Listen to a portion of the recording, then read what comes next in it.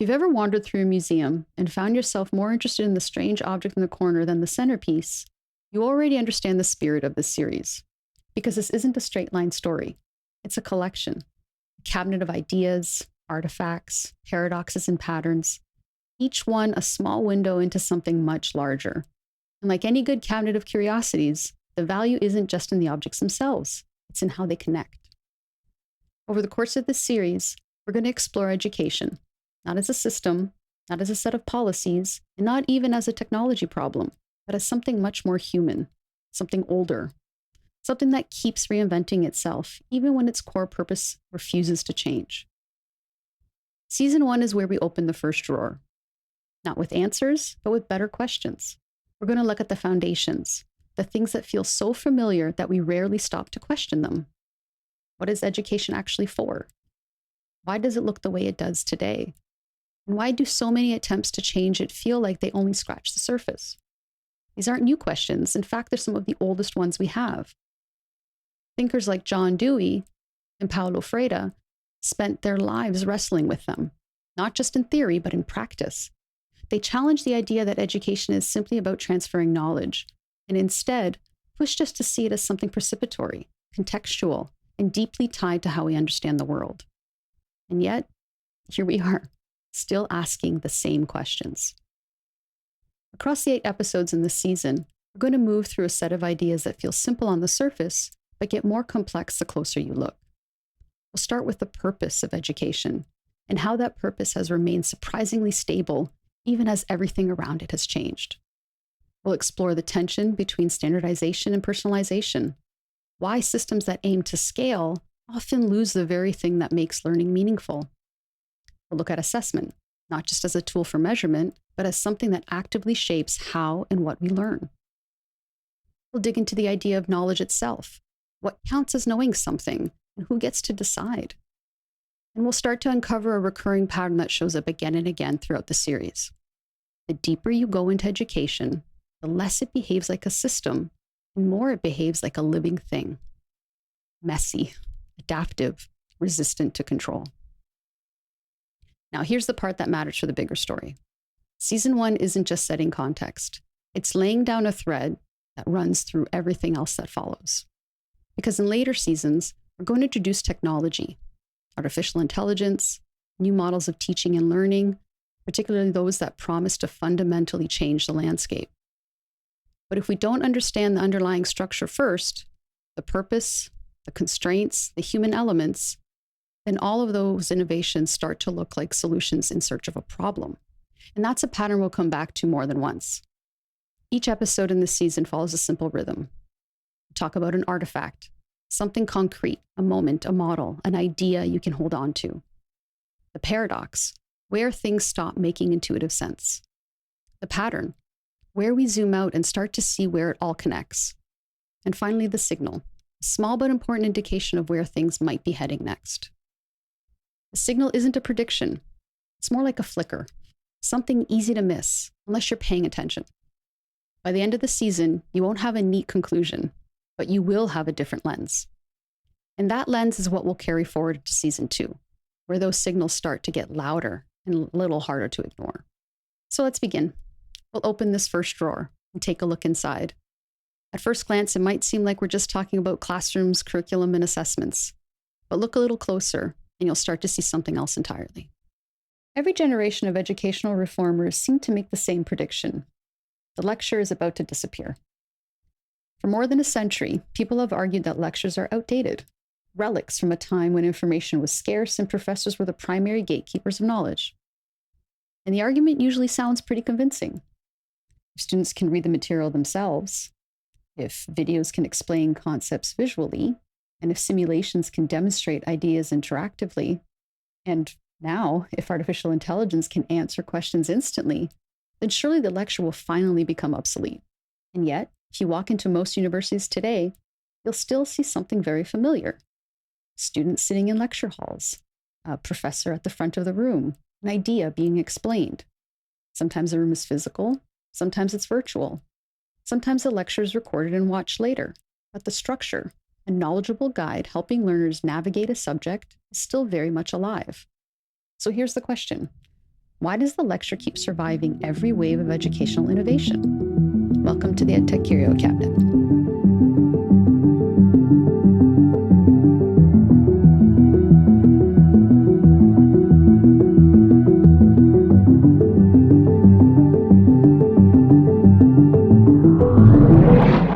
I'm Christina, the Curio Steward, and this podcast is really just a collection of observations about teaching, learning, and technology. Over the years, I've had the opportunity to work closely with universities, educators, engineers, and technologists, all trying to solve the same challenge. How do we help people learn complex ideas more effectively? And along the way, I've noticed something curious. Education technology evolves quickly, but the patterns of learning change much more slowly. Every few years, a new technology arrives with the promise that it will finally transform education. Sometimes those tools genuinely do improve parts of the learning experience. But the deeper structures of teaching, the ways people organize knowledge, the ways students practice, struggle, and develop expertise, tend to change much more. It is really where the idea of this podcast came from. Historically, scholars sometimes kept something called a cabinet of curiosities. These were collections of unusual objects, artifacts that were interesting, puzzling, or revealing in some way. A strange fossil, an unfamiliar instrument, or an object whose purpose wasn't immediately obvious. The goal wasn't simply to collect answers, it was to collect interesting questions, to observe patterns, to understand the world a little bit more deeply. This podcast takes a similar approach. Each episode, we examine a curio from the world of education technology. A tool, a practice, a trend, something that reveals a deeper pattern about how teaching and learning actually work. And to explore these curiosities, we use 4 lenses. First, the artifact, the technology or practice we're looking at. Second, the pattern, where we've seen something like this before. And then the paradox, the unexpected insight that challenges our assumptions. And finally, the signal, a small clue about where learning might be headed next. Today's curio is one of the oldest artifacts in education, the lecture. The lecture is probably the most recognizable format in higher education. The professor explains ideas, introduces concepts, organizes knowledge, guides students through a subject. Sometimes it happens in a large auditorium, sometimes in a small classroom. Sometimes it's recorded and watched asynchronously. But the basic structure is remarkably consistent, an expert helping learners navigate a field of knowledge. And to many people today, that format feels a little old-fashioned. After all, we live in a world where information is everywhere. Students can search the internet instantly. They can watch tutorials online. They can access digital tools that provide immediate feedback. So it's reasonable to wonder, why do we still rely on lectures? If technology can deliver information more efficiently, shouldn't lectures have disappeared by now? And yet they haven't. In fact, lectures remain one of the most common forms of teaching across universities around the world, and not just in the humanities, but in engineering, in physics, in medicine, in economics, even in highly technological learning environments. So what's going on? To understand that, it helps us to look at the pattern. When you look at the history of education technology, you start to see a repeating cycle. New technologies arrive, people become excited about the possibilities, and then very quickly, someone predicts that the new tool will replace traditional teaching. In the early 20th century, motion pictures were expected to revolutionize education. Some commentators believe film would replace textbooks and lectures entirely. Students would simply watch demonstrations of scientific principles or historical events. A few decades later, radio and television inspired similar predictions. Why gather in a classroom, people asked, when lectures could be broadcast directly into your home? Then came computer-assisted instruction in the 60s and 70s, then later the internet, then online courses, and then MOOCs. And now, of course, artificial intelligence. Each wave of technology has brought real improvements, but none of them eliminated the lecture. Instead, something more subtle happened. The lecture adapted. Professors began using slides, then digital demonstrations, then recorded video. Today, lectures are often supplemented with online materials, interactive exercises, and discussion tools.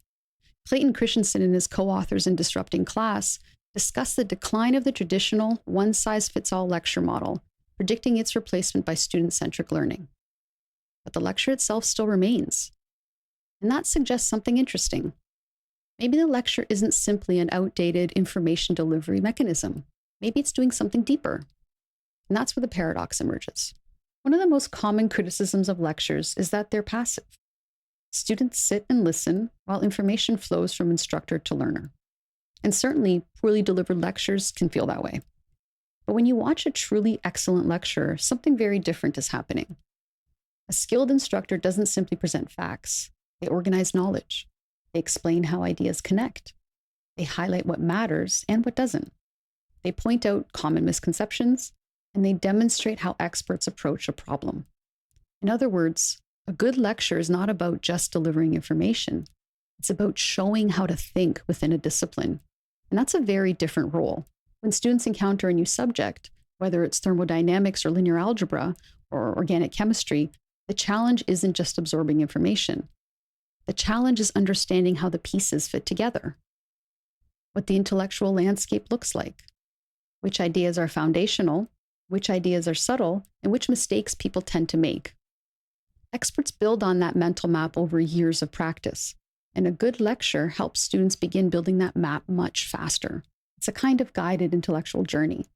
And that may be one of the reasons the lecture keeps surviving every technological wave. Not because universities resist innovation, but because lectures fill a role that other tools haven't fully replaced. So what does this mean for the future? The signal here isn't that lectures will disappear. Instead, their role may be evolving. In many modern classrooms, lectures are becoming shorter and more focused. Students might watch short lecture segments before class and then spend time solving problems, running simulations, discussing ideas with peers, or working through complex scenarios. In this model, lectures become something like conceptual scaffolding. They help introduce ideas and organize knowledge. But the deeper learning happens through practice, exploration, and feedback. Technology can support this shift in powerful ways. Digital platforms can provide instant feedback. Simulations can create interactive environments.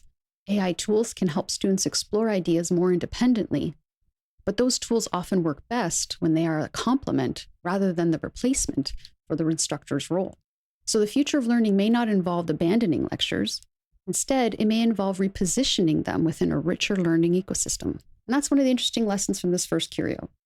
In education, new technologies rarely erase old practices. More often, they reshape them. They combine with them, or they push them into new roles.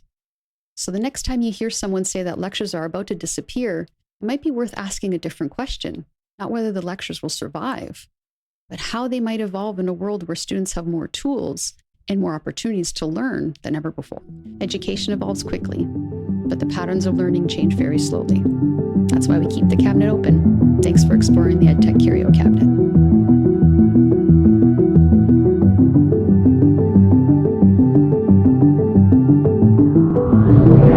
Walk into almost any STEM classroom in the world. Engineering, physics, chemistry, mathematics. Now look at how students are assessed. Chances are you'll see something very familiar. Problem sets, timed exams, final test at the end of the term. In fact, if you compared today's STEM assessment practices with those almost 70 years ago, the differences might be surprisingly small, which is curious, because the technology surrounding education has changed dramatically. We now have learning platforms, simulations, automated grading systems, and artificial intelligence tools capable of analyzing student work. So why do so many STEM courses still rely on the same assessment structures? Why does evaluation change so much more slowly than instruction? Welcome back to the EdTech Curio cabinet.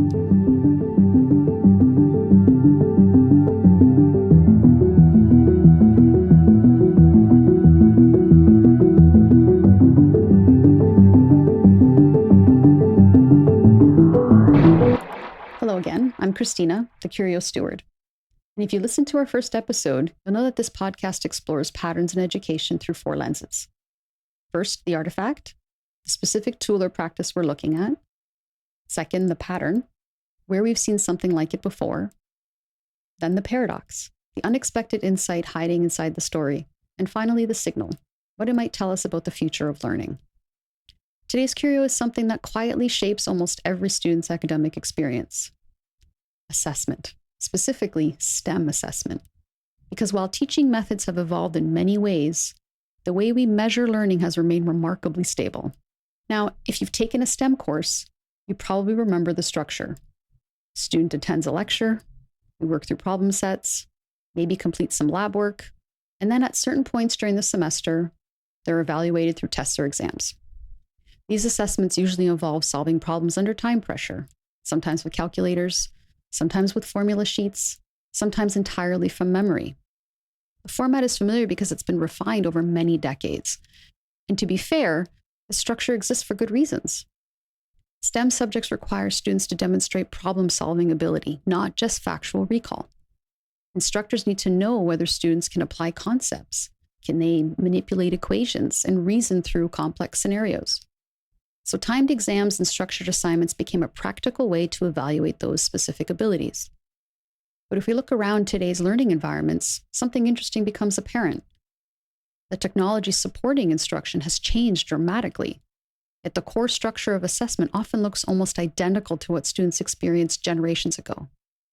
Which leads us to the pattern. Throughout the history of education, teaching methods have evolved more quickly than evaluation methods. Why? Because assessment carries enormous responsibility. Assessments determine grades. Grades influence scholarships and surface opportunities for exposure and professional practice. Scholarships and exposure influence careers.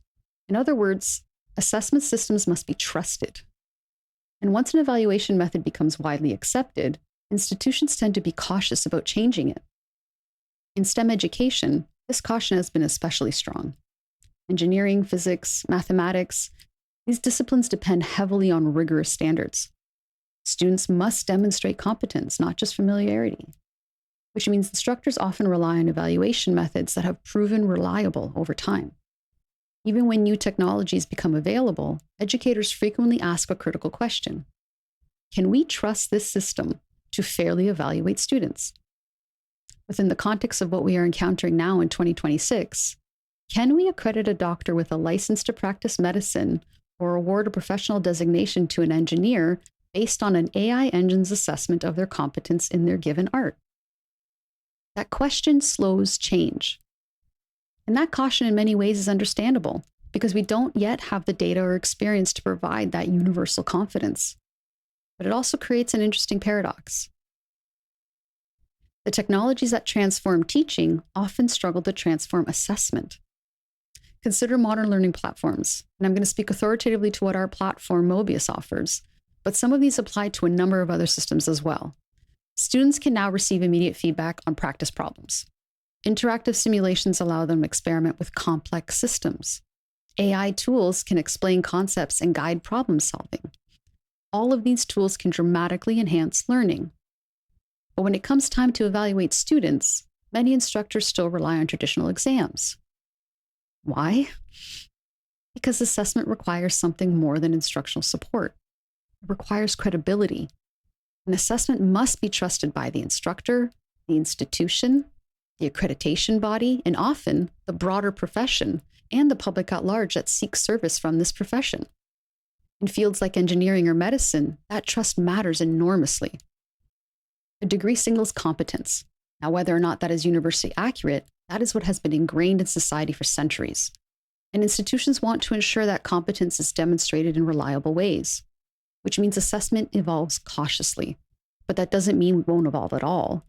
And that's where the signal appears. While traditional exams remain common, subtle changes are already emerging.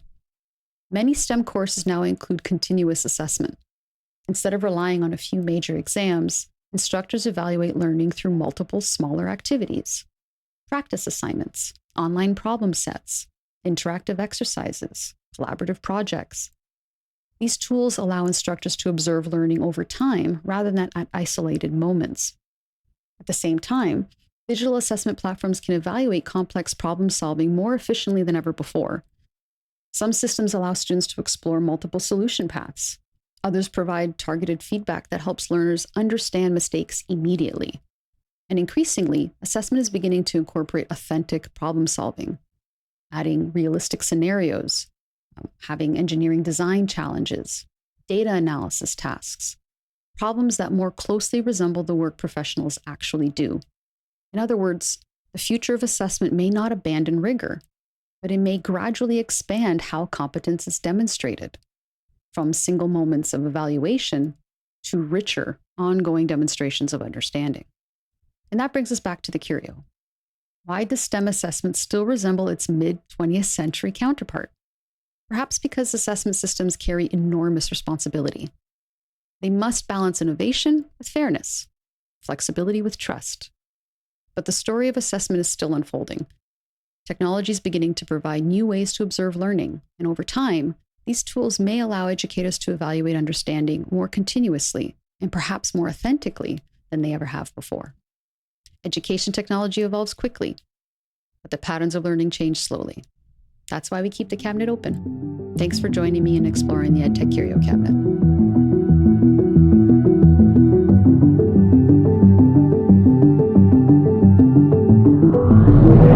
For more than 20 years, there's been a popular idea in education, the idea of a digital native. The argument goes something like this. Students who grow up surrounded by technology must naturally understand it better than previous generations. They've used smartphones their entire lives. They navigate apps effortlessly. They live in digital environments. So surely they must be naturally comfortable learning with digital tools. It's an appealing idea.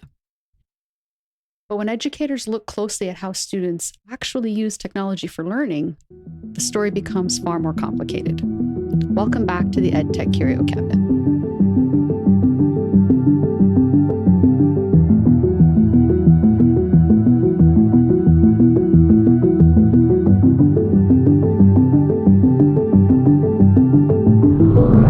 Hello again, I'm Christina, your friendly neighborhood Curio steward. And in this podcast, we explore curiosities from the world of education through 4 lenses: the artifact, the technology or idea we're examining, the pattern, where we've seen something similar before, the paradox, the unexpected insight that challenges our assumptions, and finally, the signal, what it might tell us about the future of learning. Today's Curio is not a tool, it's an idea. The idea that today's students are inherently more capable with learning technologies simply because they grew up using digital devices. This idea has influenced educational thinking for years, but when we examine it closely, the story reveals something interesting about how people actually learn. The term digital native became popular in the early 2000s. It suggested that students who grew up surrounded by digital technologies had fundamentally different cognitive abilities. They were assumed to be more comfortable with multitasking, more intuitive with technology, more capable of navigating digital environments. Meanwhile, older generations were sometimes described as digital immigrants, people who had to adapt to technologies introduced later in life. For educators, this concept carried important implications. If students were naturally fluent with technology, perhaps teaching methods should change dramatically. Perhaps teaching structures would feel slow or even outdated to this generation of learners. But as educators began observing students more closely, they noticed something very interesting. Students were certainly comfortable with technology, but not always in the ways that people expected. Across universities around the world, a pattern began to emerge. Students were highly skilled at using consumer technologies, things like social media, using messaging apps, video platforms. But when it came to structured digital learning tools, the picture looked very, very different.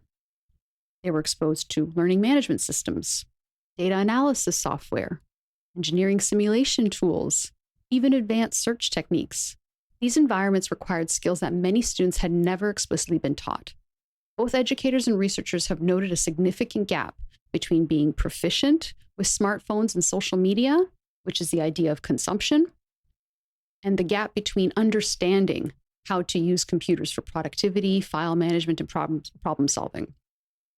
And this pattern has appeared consistently across regions and disciplines. There's a comprehensive study out of the EU from 2023 that speaks to this in detail. Comfort with everyday digital tools does not automatically translate into comfort with learning technologies, which leads to the paradox. Growing up with technology does not mean understanding it. So here's a surprising insight. Students who grow up surrounding by technology often become expert users of specific tools, but that doesn't necessarily mean they understand the underlying systems. or how to use technology strategically for learning. Consider something simple like information searching. Many students are extremely comfortable navigating online platforms, but studies consistently show that students often struggle with evaluating the sources they seek, organizing the information that is presented to them, and conducting structured research, surrounded by critical thinking associated with that. Similarly, students may be fluent with communication apps, but unfamiliar with collaborative learning tools and knowledge building tools. The point isn't that students lack ability, far from it. The point is that digital literacy is not automatic. Just as writing requires instruction, mathematics requires instructions, using technology effectively for learning requires guidance and instruction, which brings us to the signal. One of the emerging insights in modern education is that digital literacy should be treated as a foundational academic skill, not something students automatically acquire, but something that educators intentionally teach. This includes skills like evaluating information that's presented to them digitally, managing data, collaborating through digital tools, or using specialized tools within a specific discipline. In fields like engineering and science, these abilities are increasingly essential. Modern professionals must navigate complex digital environments, analyze large data sets, use sophisticated simulation tools, and collaborate across global networks. Preparing students for that world means helping them develop deeper technological fluency, not just familiarity with the devices that surface that information, but really teaching them strategic understanding of a digital system. And that shift from assuming digital fluency to actually teaching it may become one of the most important develops in modern education. The idea of a digital native is appealing. It suggests that technology itself may solve many educational challenges, but the reality is more nuanced. Technology can empower learners tremendously, but only when the students understand how to use it thoughtfully and intentionally, which means educators will play a crucial role. And this is what we see in the conversations that are happening around artificial intelligence. Do you teach a student to use the tool to enable their learning or as a substitute for their learning? It very much must be the former. Not just teaching the subject matter, but helping students learn how to learn in a digital environment. Education technology evolves quickly, but the patterns of learning change very slowly. That's why we keep the cabinet open. Thanks for exploring the EdTech Curio cabinet.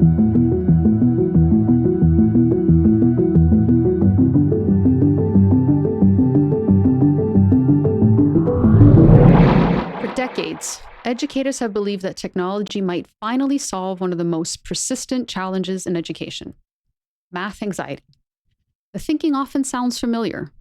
If students can visualize mathematics, they can practice with instant feedback, and if they can explore concepts interactively, then surely mathematics will become less intimidating to them. And technology has certainly improved how we teach mathematics.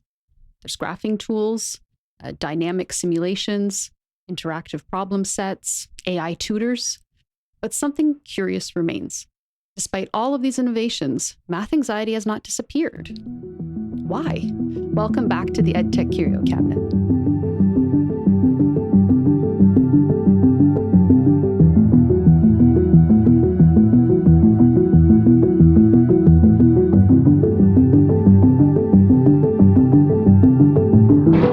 Hello again, I'm Christina, the Curio steward. And in this podcast, we explore patterns in teaching and learning through 4 lenses: the artifact, the technology or practice we're examining; the pattern, where we've seen something similar to this before; the paradox, the surprising insight hiding inside that story; and finally, the signal, what it might tell us about the future of learning. Today's Curio is not just about mathematics. It's about the emotional side of learning, because math anxiety is one of the most studied and persistent challenges in education, and its story reveals something very interesting about the limits of technology and learning.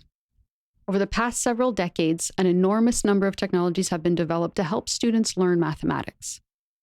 Graphing calculators allowed students to visualize equations. Dynamic geometry tools let students manipulate shapes and explore relationships interactively. Online practice platforms provided immediate feedback on problem solving with opportunities to refine those skills in a low-stakes environment. More recently, AI systems can explain steps, generate examples, and guide students through solutions. All of these tools share a common goal: to make mathematics more accessible, more understandable, less intimidating, and in many ways, they succeed. Students can now experiment with mathematical ideas in ways that would have been difficult just a generation ago. But despite these improvements, math anxiety continues to affect a large number of students, which leads us to this pattern that we see. For centuries, mathematics has held a unique place in education. It's often seen as a subject that separates those who are good at it from those who are simply not. And that perception tends to develop very early. A single difficult experience, a confusing explanation, a public mistake in front of peers that may have been embarrassing to them. Over time, these moments can accumulate into something very powerful and more powerful than difficulty. They become an identity. Students begin to think of themselves as not a math person. And you hear this throughout social media, on TV. I'm just not a math person. I'm not good at math. And once that identity forms, it can be very difficult to change. Now, this isn't simply anecdotal. The American Mathematical Association of two-year colleges presented a study that stated that 50% of students who enter a two-year college require remedial math courses, and those success rates in those courses are often very low. And this isn't just in North America. Across cultures and educational systems, researchers have observed the same pattern. Students who exhibit early success in mathematics tend to develop confidence. And students who struggle early often develop anxiety that follows them through later courses and well into their professional careers. And this emotional dynamic persists regardless of the technology that we use to teach the subject, which brings us to the paradox. Technology improves learning, but not confidence. So technology can dramatically improve how mathematics is taught. It can provide visualization, experimentation, and instant feedback. But confidence in mathematics is not purely a technological problem. It's a psychological one. So much so that the American Psychology Association estimates that 25% of kids experience at least some math anxiety, and it often lasts into adulthood. So this implies that students don't just learn mathematics, they form beliefs about their ability to learn mathematics. And those beliefs are shaped by experiences with teachers, peers, and any assessment that they go through. Technology can support practice, but confidence often grows through something far more human: encouragement, guidance, the experience of overcoming difficulty. In other words, the emotional experience of learning mathematics cannot be fully automated. And that insight points towards an important signal. The future of mathematics education may depend not only on better tools, but on better learning experiences. Technologies can help students practice and receive feedback more efficiently, but they work best when combined with environments that encourage exploration and resilience. Environments where mistakes are part of the learning process, where students see that expertise develops through practice, and where mathematics is presented not as a test of intelligence, but as a skill that is expected to grow over time. In that sense, the most powerful role of technology may be to support productive struggle, allowing students to experiment, learn from their mistakes, and gradually build confidence and skill over time. Because the goal of mathematics education is not just solving problems, it's helping students believe that they are capable of solving them. Education technology evolves quickly, but the patterns of learning change very slowly. That's why we keep the cabinet open. Thanks for exploring the EdTech Curio cabinet.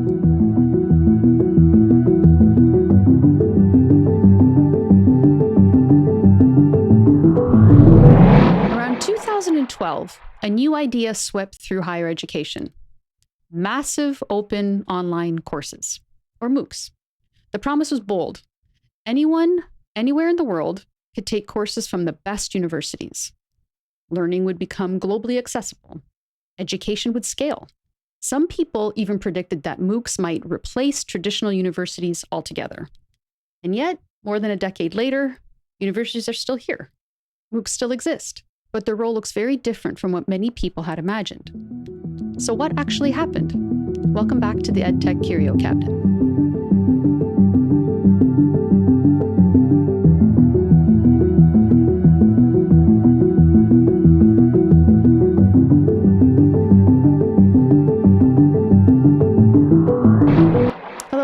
Christina.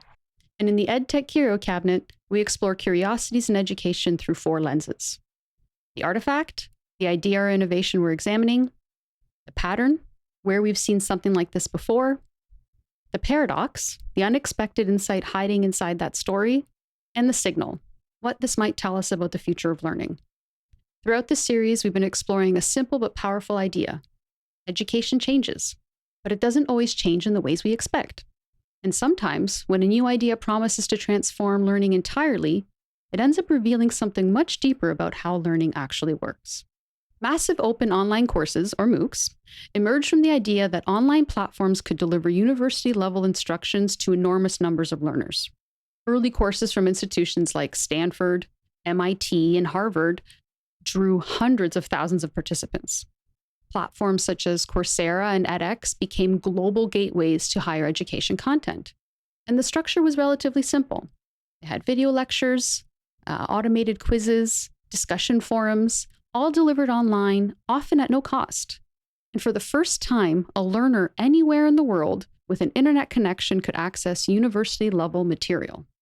Educator and entrepreneur Daphne Koller described MOOCs as a way to extend education beyond the physical boundaries of institutions. It was an extraordinary moment, not just because of the technology, but because of what it seemed to represent: a shift in who could access education. As MOOCs grew, researchers began looking more closely at how people were actually using them, and they noticed something very surprising. While enrollment numbers were enormous, completion rates were very, very low, often below 10%. And at first, this looked like a failure. If students weren't finishing the courses, was the model working at all? But over time, a more nuanced pattern began to emerge. Researchers such as George Siemens and Stephen Downes observed that many learners were not approaching MOOCs the way that they were approaching traditional courses. They weren't necessarily trying to complete every assignment. Instead, they were exploring topics of interest, watching selected lectures, learning specific skills, and engaging on their own terms. In other words, MOOCs were being used less like a structured course and more like an open learning resource. And this pattern reveals something very important. Not all learning follows the structure of a classroom. Sometimes learners engage with knowledge in ways that are more flexible, more selective, and then also, more importantly, self-directed. Now here's the paradox. MOOCs succeeded at scaling access to knowledge, but they struggled to scale engagement. And that distinction really matters, because learning is not simply about access to information. It depends on motivation, structure, feedback, interaction, accountability. Traditional classrooms provide many of these elements. There are deadlines. There is interaction with instructors. There's a sense of shared progress. MOOCs removed many of that structure in the name of openness and flexibility. And in doing so, they revealed something even deeper. Access to content is not the same as learning. Even when information is freely available, engagement still requires support. This is the pattern we see repeatedly in education. Tools can expand access, but learning still depends on how people engage with those tools. The experience with MOOCs offers a very important signal. Making knowledge available is only one part of education. Designing environments where people can learn effectively is quite another. And those environments often require structure, feedback, community, expert guidance. Rather than replacing traditional education, MOOCs have begun to find a very, very different role. They serve as supplemental learning resources, entry points into new subjects, tools for lifelong learning. In many cases, they are most effective when combined with more structured forms of education. This suggests that the future of learning may not be about choosing between open access and structured environments. It's about combining them very thoughtfully. Now, the MOOC movement began with a very powerful idea, that education could be made available to anyone, anywhere. And in many ways, that idea proved very true. But it also revealed something equally important. Learning is not just about access to information. It's about engagement. It's about effort, interaction, and about the structures that support those processes. Technology can expand what is possible, but it does not change how people learn as much as we sometimes expect it to. Education technology evolves quickly, but the patterns of learning change very slowly. That's why we keep the cabinet open. Thanks for exploring the EdTech Curio cabinet.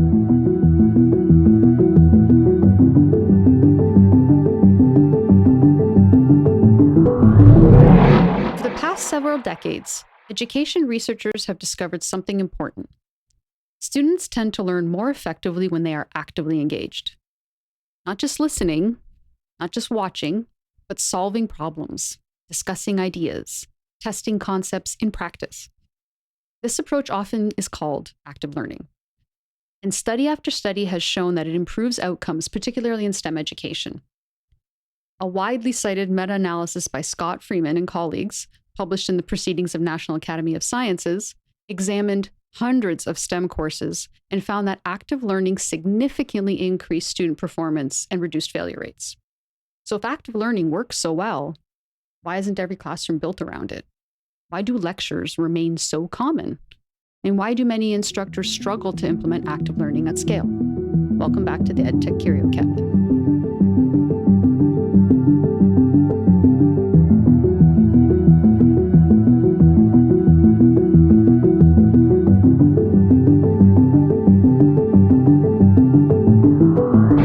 Hi again, I'm Christina, the Curio Steward. And in this podcast, we explore curiosities in education through 4 lenses: the artifact, specific tool or practice we're looking at; the pattern, where we've seen something similar before; the paradox, a surprising insight hiding inside the story; and finally, the signal, what it might tell us about the future of learning. Today's Curio is something that educators often talk about with great enthusiasm: active learning. But when we look closely at how universities actually operate, something interesting appears. The teaching methods that research supports most strongly are often the hardest to implement widely. So active learning refers to educational methods that require students to engage directly with ideas during the learning process. So instead of simply listening to explanations, students participate thoroughly. They solve problems, they work through case studies, they discuss concepts with peers, they experiment with systems, they analyze real scenarios. The term gained prominence through early work by researchers such as Charles Bonwell and James Eison, who argued that learning improves when students are actively involved in the process rather than passively receiving that information.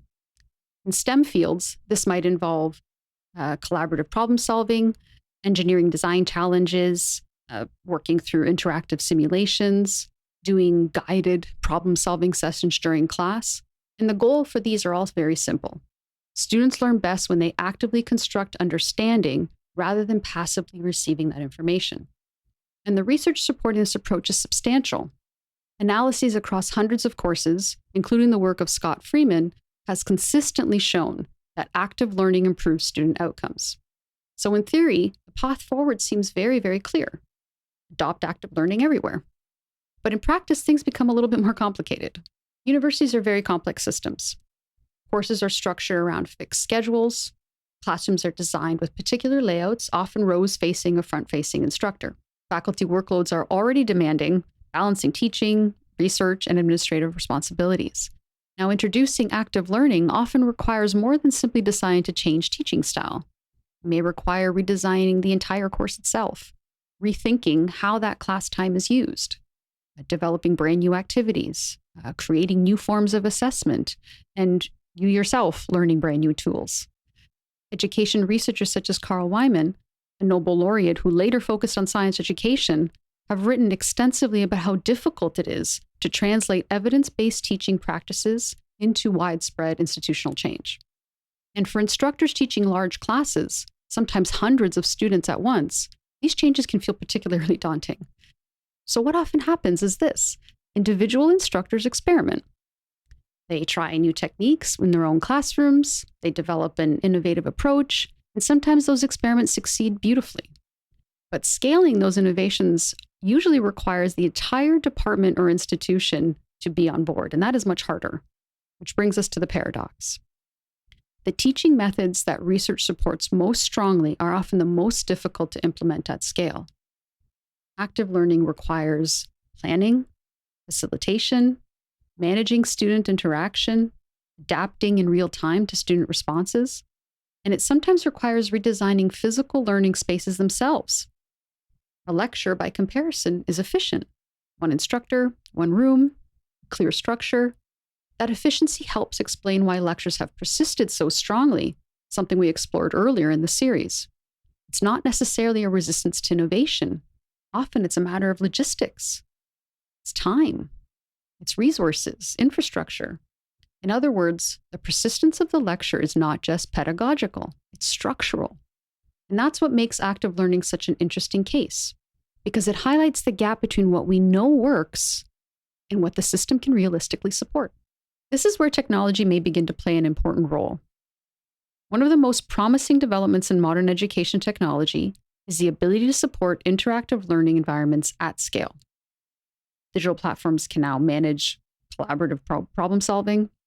It can facilitate peer instruction. It can provide real-time polling and feedback. It can support simulations and interactive models.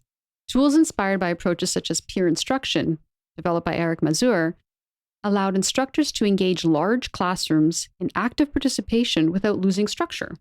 Automated feedback systems can help instructors evaluate large numbers of student responses very quickly. And simulations allow students to explore complex systems dynamically. These tools don't replace instructors. They support instructors. They complement them and help manage the complexity of interactive learning at scale. And that leads to an interesting possibility. The future of learning may not involve eliminating lectures entirely, but augmenting them, using technology to make active learning more practical within real-world constraints. So active learning reminds us of something very fundamental. Learning is not simply absorbing information, it is an activity. It's a process of exploration, experimentation, understanding.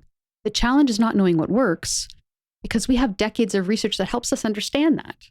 The challenge is designing systems that make those practices possible at scale. And technology can help, but only when it is used thoughtfully in ways that support how people actually learn. Education technology evolves quickly, but the patterns of learning change slowly.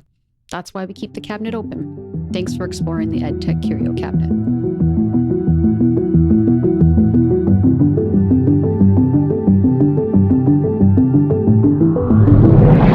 When people talk about education technology, they often talk about tools. The learning platform, the courseware system, grading software, the AI assistant. But if you step inside a modern university, you quickly notice something interesting. Learning rarely happens through a single tool. Instead, it happens through an entire ecosystem of technologies working together. And that ecosystem can be surprisingly complex. Welcome back to the EdTech Curio Cabinet.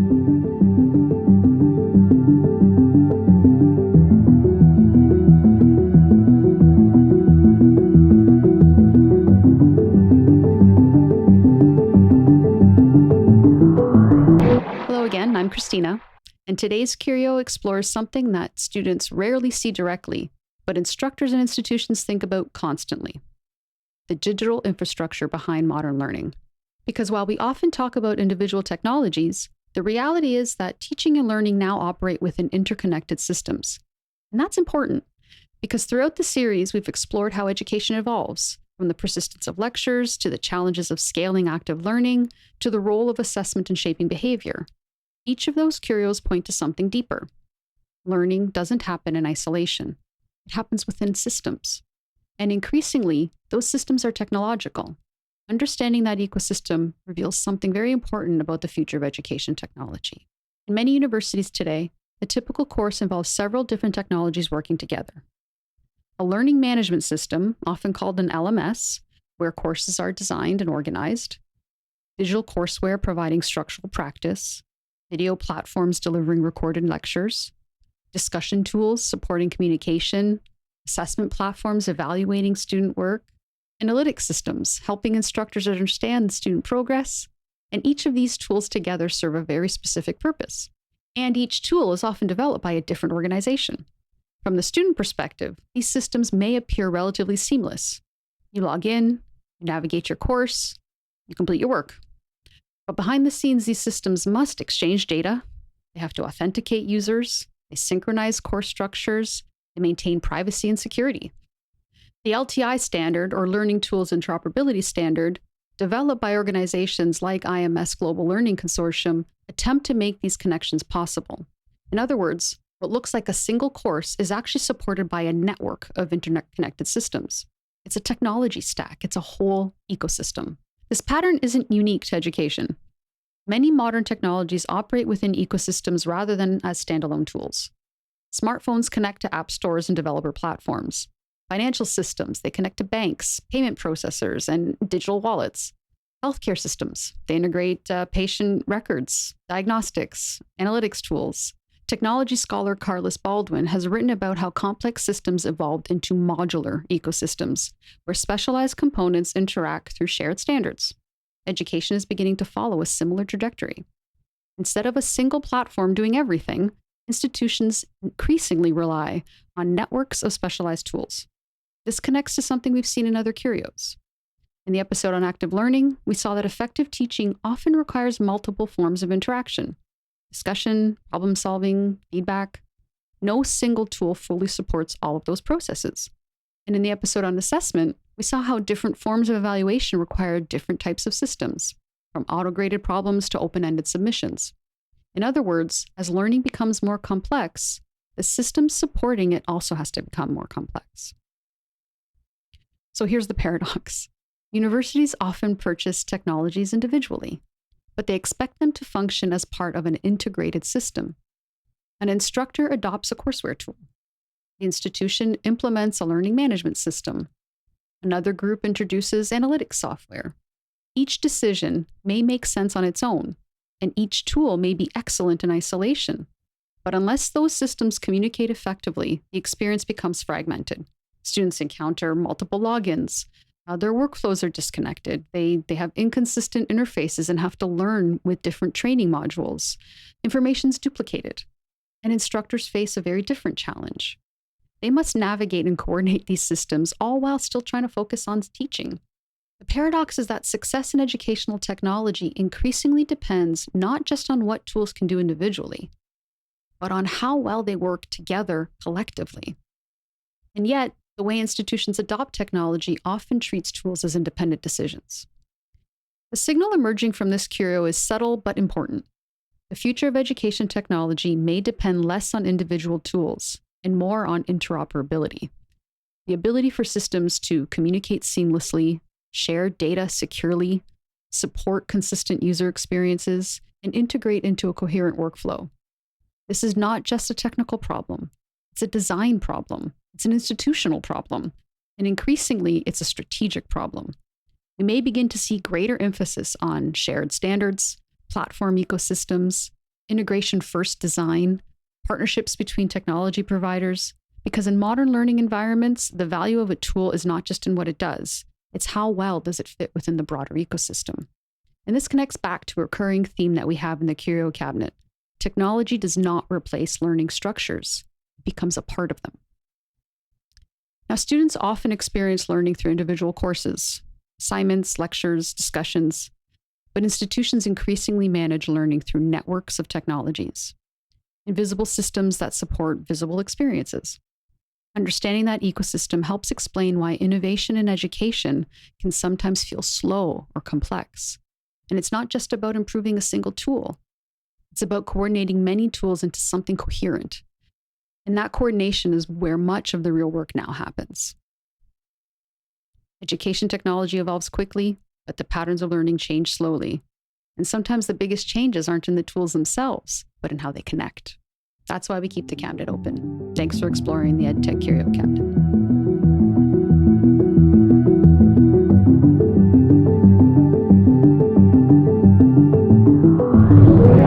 If you look at the history of education technology, a common goal appears again and again. Make learning easier. Simplify the process. Remove friction. Provide answers faster. And in many ways, technology has succeeded at doing exactly that. Students today have access to extraordinary tools, instant feedback, step-by-step explanations, automated solutions, and now AI tutors that are capable of answering questions in seconds. But here's the curious thing. Some of the most powerful learning experiences still involve something technology often tries to eliminate: struggle. Welcome back to the EdTech Curio Cabinet.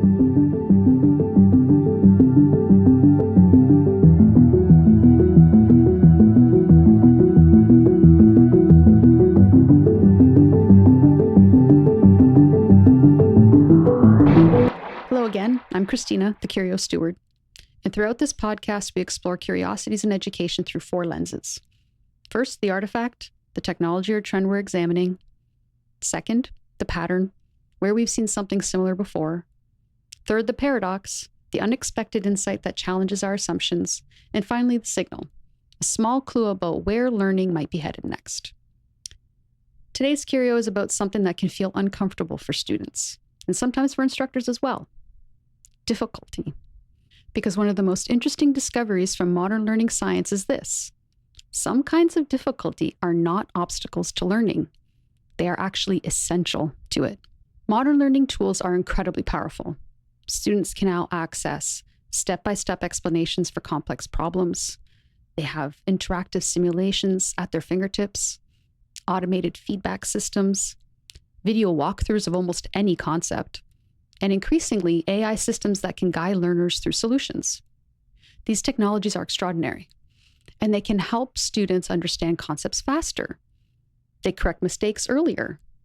They practice more efficiently.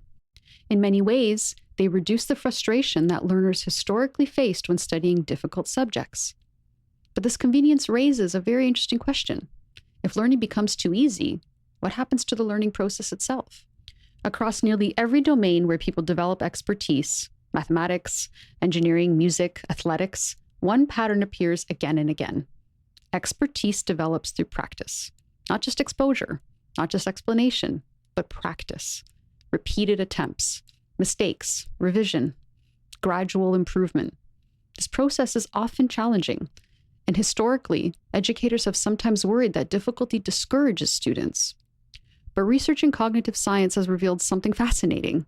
Certain types of difficulty actually strengthens learning. This idea is described in the influential book Make It Stick, which summarizes decades of research on how people retain information and develop expertise. One of the key insights from that research is that learning that feels easy is often surprisingly fragile. Students may feel confident in the moment, but the knowledge fades quickly. By contrast, learning that requires effort, retrieving ideas from memory, solving problems, revisiting concepts over time, tends to produce deeper and longer-lasting understanding. And that leads us to a particularly important concept. Researchers studying memory and learning have introduced a term that sounds almost contradictory: desirable difficulties. The phrase captures an important insight that some learning challenges are actually beneficial. They slow the learning process slightly, but they strengthen the understanding in the long term.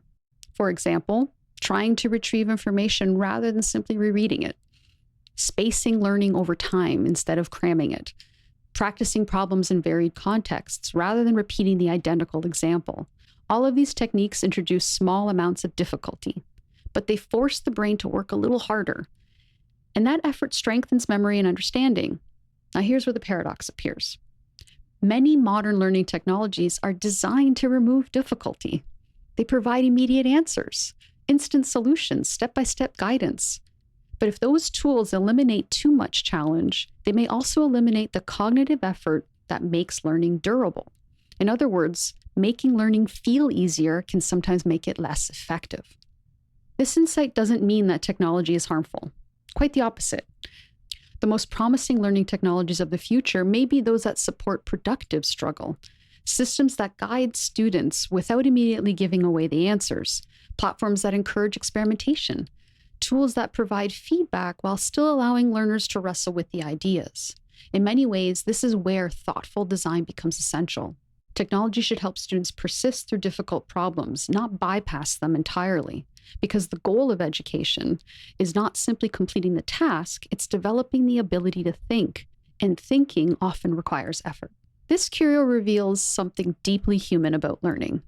We often prefer experiences that feel smooth and effortless.